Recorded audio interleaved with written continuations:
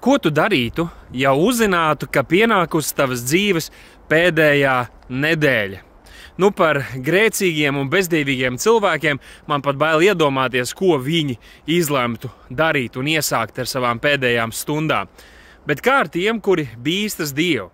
Ja tu zinātu, ka pēc nedēļas tu stāvēsi Dieva troņa priekšā un nav būtiski, vai viņš nāks tev pakaļ, vai tu iesi pie viņa, ko tu darītu?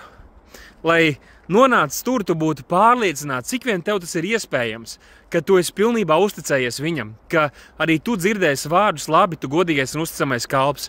Kas būtu tās lietas, kas tev būtu jāmaina? Kas būtu tie soļi, ko tu spērtu šajā nedēļā, jo tu saprast, ka Dievs uz tevi to runājis un tev vairs nav laika neko vilcināties, vai tu paklausi tagad, vai tu esi nepaklausībā?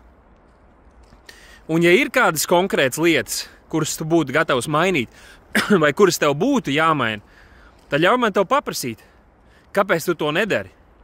Rītdiena nevienam nav apsolīta, un viņa atnākšana var notikt kurā katrā brīdī, un arī tava aiziešana un mana aiziešana var notikt kurā katrā brīdī.